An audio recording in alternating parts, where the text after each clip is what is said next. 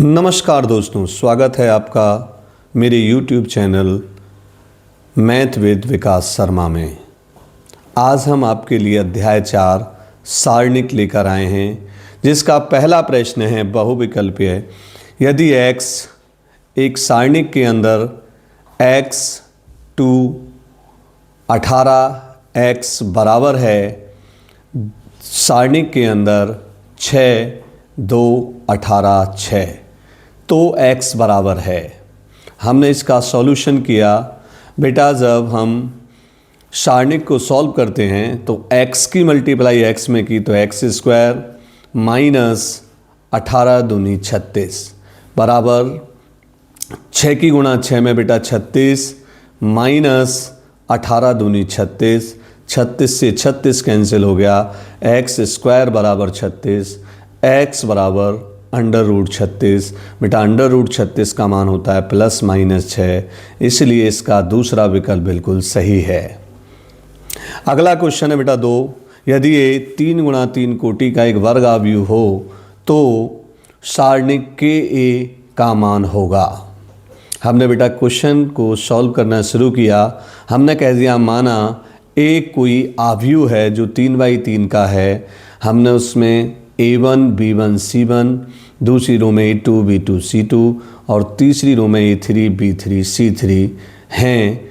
तो इसमें हमने k की मल्टीप्लाई की। बेटा जब हम इस आव्यूह में k की मल्टीप्लाई करेंगे तो यहाँ सभी जगह होगी, वो भी a के साथ भी A1 के साथ भी B1 के साथ भी और C1 के साथ, फिर ऐसे ही दूसरी रो में और ऐसे ही तीसरी रो में।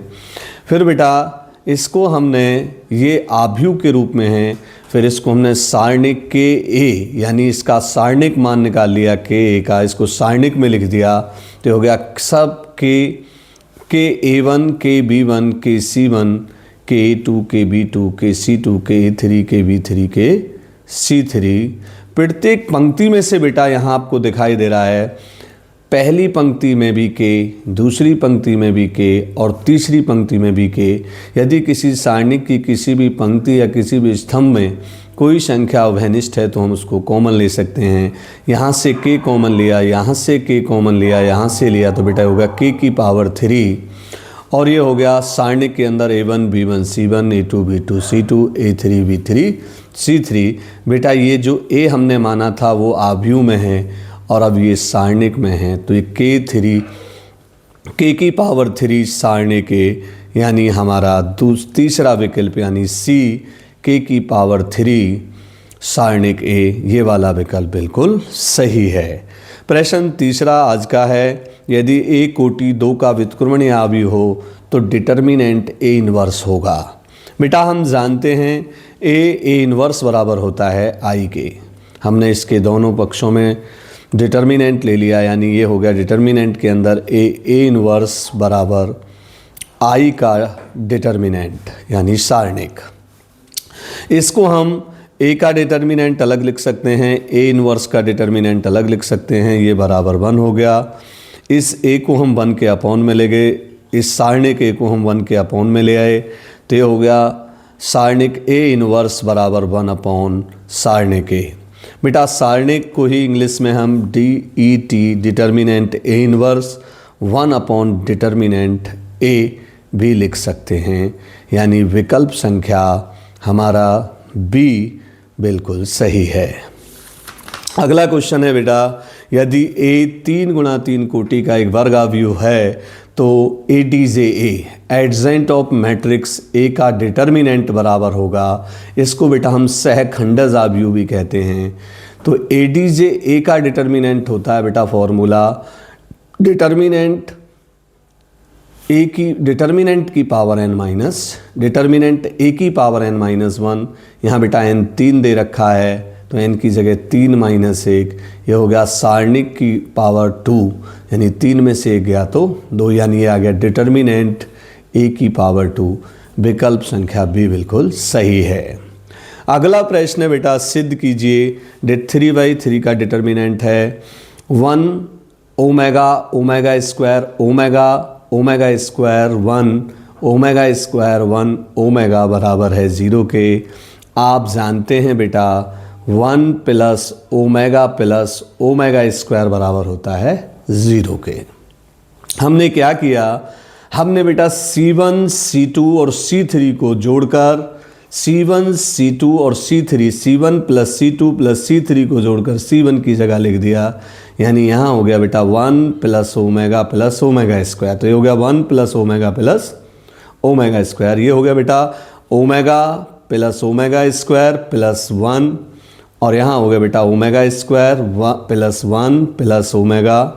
यानी आप जानते हैं कि 1 प्लस ओमेगा स्क्वायर बराबर होता है 0। यानी इसकी वैल्यू भी 0, इसकी वैल्यू भी 0 और इसकी वैल्यू भी 0। ये हो गया omega square 1, omega square 1 omega. आप ये जानते हैं यदि किसी सारणिक की कोई भी पंक्ति या कोई भी स्तंभ का प्रत्येक अवयव अगर शून्य है तो सारणिक का मान शून्य होता है, इसलिए 0 हो गया। यानी हमें यही सिद्ध करना है, यही हमारी राइट हैंड साइड। अगला क्वेश्चन है बेटा, यदि A बराबर एक मैट्रिक्स दे रखी है y2 की 1 2 4 2, तो सिद्ध कीजिए डिटर्मिनेंट के अंदर 2A बराबर है 4 डिटर्मिनेंट A। इसका सॉल्यूशन किया बेटा, यहाँ 2A आ रहा है तो हमने इस A में 2 की मल्टीप्लाई कर दी। तो मल्टीप्लाई बेटा सब में होगी, 1 में भी तो हो गया 2 की 1 में, तो ये हो गया बेटा 2 की 2 में तो ये हो गया 4, 2 की 4 में तो ये हो गया 8, और 2 2 ये हो गया 4। यानी 2A की वैल्यू आ गई है। ये हमें लेफ्ट हैंड साइड दी गई है डिटर्मिनेंट 2A। तो इस 2A का जो मैट्रिक्स में था उसको हमने डिटर्मिनेंट में लिख दिया। अब हम 2/2 जब डिटर्मिनेंट होता है उसको सॉल्व कैसे करते हैं, इस 4 की गुणा 2 में, यानी 2 गुणा 4 यानी 8, और ये हो गया बेटा माइनस 8 की गुणा 4 में तो हो गया 32, 8 में से 32 गया तो माइनस के 24। फिर बेटा आपको दे रखा है राइट हैंड साइड में डिटर्मिनेंट A। तो हमने पहले डिटर्मिनेंट A की वैल्यू निकाल ली, यानी जो ये मैट्रिक्स A है इसको डिटर्मिनेंट में लिख लिया। तो हो गया 1 2 डिटर्मिनेंट के अंदर 4 2 1 जा 2 माइनस 4 2 जा 8, यानी 2 माइनस 8 इज इक्वल टू -6। यह हो गया बेटा राइट हैंड साइड जो हमें दे रखी है 4 डिटर्मिनेंट A। बेटा 4 और डिटर्मिनेंट A की वैल्यू हमने अभी निकाली है, यहाँ से कितनी है -6। तो बेटा 4 की मल्टीप्लाई -6 में करेंगे तो आएगा -24। लेफ्ट हैंड साइड कितनी थी बेटा -24, और राइट हैंड साइड भी बेटा कितनी आ गई -24। Left hand side right hand side बराबर आ गए, तो सिद्ध हो गया कि 2A डिटर्मिनेंट बराबर है 4 डिटर्मिनेंट A के। बेटा नेक्स्ट क्वेश्चन है, यदि त्रिभुज ABC के शीर्ष A 2, -6, B 5, 4, C K, 4 और उसका क्षेत्रफल 35 वर्ग इकाई हो तो K का मान ज्ञात कीजिए। आपको बेटा त्रिभुज का क्षेत्रफल दिया गया है 35, आपने लिख दिया त्रिभुज का क्षेत्रफल बराबर 35 वर्ग इकाई। आप त्रिभुज के क्षेत्रफल निकालने का फॉर्मूला जानते हैं, 1/2 डिटर्मिनेंट में x1 y1 1, x2 y2 1, x3 y3 1 is equal to बेटा आपको दे रखा है प्लस माइनस के 35, जो कि क्षेत्रफल आपको दिया गया है। बेटा हमेशा जब हम डिटर्मिनेंट का फॉर्मूला यानी त्रिभुज का क्षेत्रफल जब हमें दिया हो तो हमेशा प्लस माइनस में लिया जाता है, इसलिए हो गया प्लस माइनस के 35। इस x ये बेटा जो बिंदु दिए गए हैं, शीर्ष दिए गए हैं, ये x1 y1 है, इसको हम x1 और ये y1, ये x2 और ये y2 है, ये x3 ये y3 है। x1 की जगह बेटा 2 रख दिया यहाँ, y1 की जगह -6 और ये 1 है। फिर x2 का मान 5 और y2 का मान 4 और 1 है ही, और x3 का बेटा k और y3 का बेटा 4 और ये 1 प्लस माइनस इस 2 की मल्टीप्लाई कर दी इधर 35 में, तो हो गया बेटा 35 गुणा 2 यानी 70।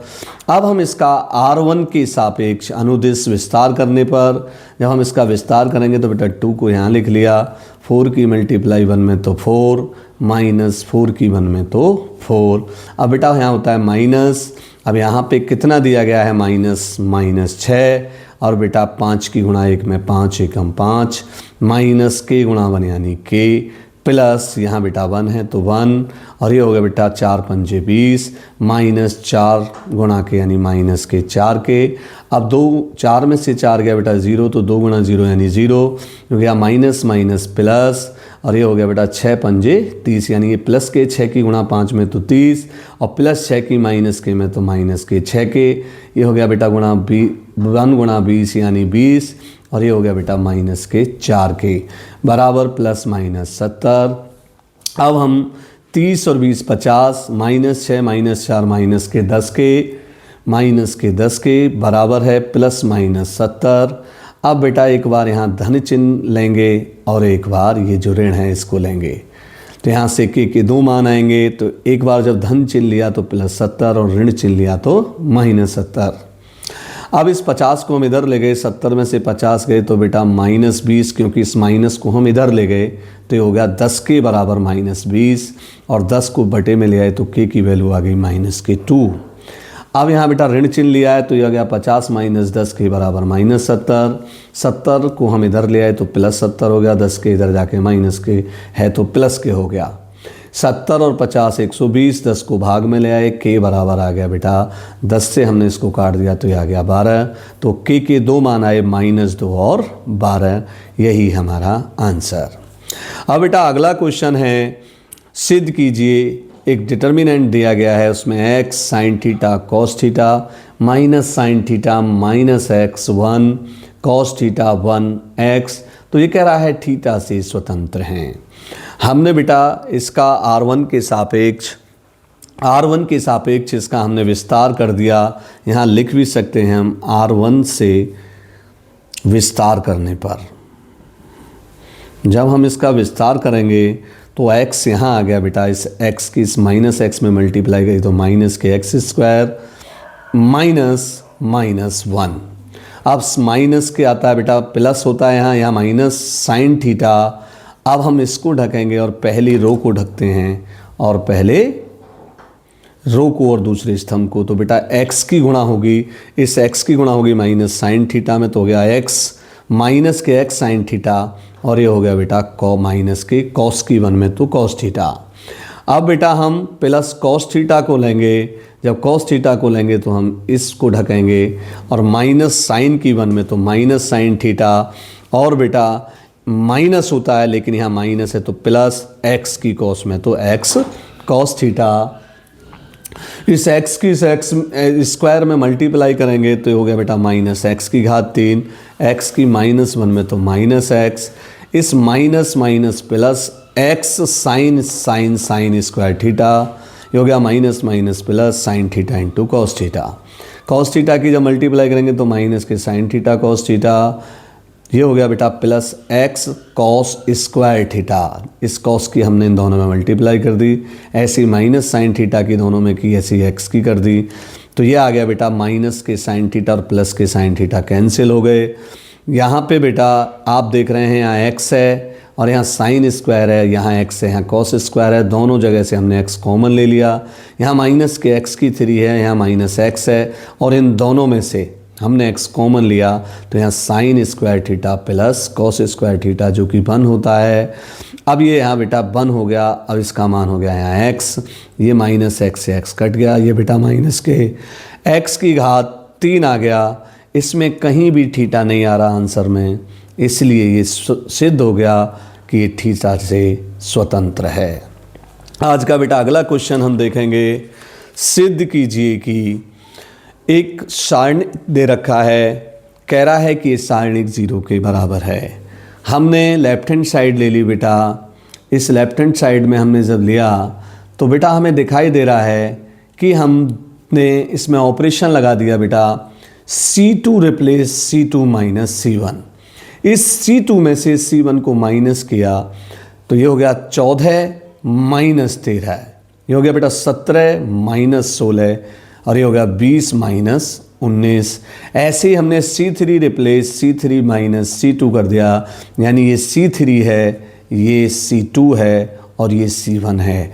तो C3 में से C2 को माइनस करके हमने लिखा तो बेटा 15 माइनस 14, ये दे रखा है 15 माइनस 14, 18 माइनस 17, ये हो गया बेटा 21 माइनस 20। बेटा 14 में से 13 गया तो 1, 17 में से 16 गया तो 1, 20 में से 19 गया तो 1, ऐसे ही 15 माइनस 14 1, 18 माइनस 17 1, 21 माइनस 20 बेटा 1। अब आप देख रहे हैं C2 बराबर C3, यानी दूसरा स्तंभ और तीसरा स्तंभ बराबर हैं, यानी सर्वसम हैं। अगर किसी सारणिक के अंदर कोई भी दो पंक्ति या कोई भी दो स्तंभ सर्वसम हैं, समान हैं, बराबर हैं, तो उस सारणिक का मान 0 होता है। इसलिए इस सारणिक का मान 0 हो गया क्योंकि यहाँ दोनों स्तंभ कैसे हैं, एक जैसे हैं, यानी C2 C3 के बराबर हैं, इसलिए 0 हो गया। यही हमको प्रूव करना है, यही हमारा आंसर। अगला क्वेश्चन है बेटा, सिद्ध कीजिए कि आव्यूह A एक 2/2 का आव्यूह दिया है, 2 3 1 2। समीकरण आपको दी गई है, ये कह रहा है A² - 4A + I बराबर 0 को संतुष्ट करता है। आपने सबसे पहले इसको सॉल्यूशन में, यहाँ आपको A² दिया है तो आपने A² यानी A की मल्टीप्लाई A में कर दी, मैट्रिक्स A की गुणा A में की बेटा।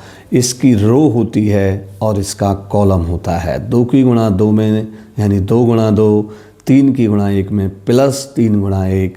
ऐसे फिर इस रो की इस कॉलम में 2 गुणा 3 प्लस 3 गुणा 2, यानी इसमें भी हमने क्या कर दी, गुणा कर दी। वैसे ही इस रो की बेटा 1 गुणा 2 प्लस 2 गुणा 1। ऐसे बेटा 1 गुणा 3 प्लस 2 गुणा 2, यानी आ गया 2 दूनी 4 और 3 7। ये हो गया बेटा 3 दूनी 6 और 3 दूनी 6 6 प्लस 6 यानी 12। 2 प्लस 2 यानी 4, 3 प्लस 4 यानी 7, यानी A² की वैल्यू आ गई बेटा 7, 12 4 7। अब आपको सवाल की लेफ्ट हैंड साइड दे रखी है, A² - 4A + I बराबर 0। आपने लेफ्ट हैंड साइड ले ली बेटा, यहाँ A² की जगह स्क्वायर का मान रख दिया -4, A की जगह A का मान रख दिया बेटा प्लस I मतलब होता है आइडेंटिटी मैट्रिक्स, यानी 1 0 0 1। अब आपने इस 4 के अंदर मल्टीप्लाई कर दी तो 8 हो गया, यहाँ 12 हो गया, यहाँ 4 हो गया और ये 4 दूनी 8 हो गया, प्लस 1 0 0 1। ये दोनों मैट्रिक्स बेटा प्लस में हैं, ये वाली और ये वाली। तो 7 और 1 8, 12 प्लस 0 यानी 12, 4 प्लस 0 यानी 4 और 7 प्लस 1 यानी 8, माइनस ये दे रखा है 8 12 4 और 8, यानी ये मैट्रिक्स और ये मैट्रिक्स एक जैसी हैं। 8 में से 8 गया तो 0, 12 में से 12 गया तो 0, 4 - 4 यानी 0, 8 - 8 यानी 0। बेटा ये आ गया बराबर 0, यानी राइट हैंड साइड हमको यही प्रूव करना था, यही हमारा आंसर है। बच्चों आज के लिए इतना ही। कल हम आपको सारणी के 5 व 8 नंबर के क्वेश्चन कराएंगे। धन्यवाद।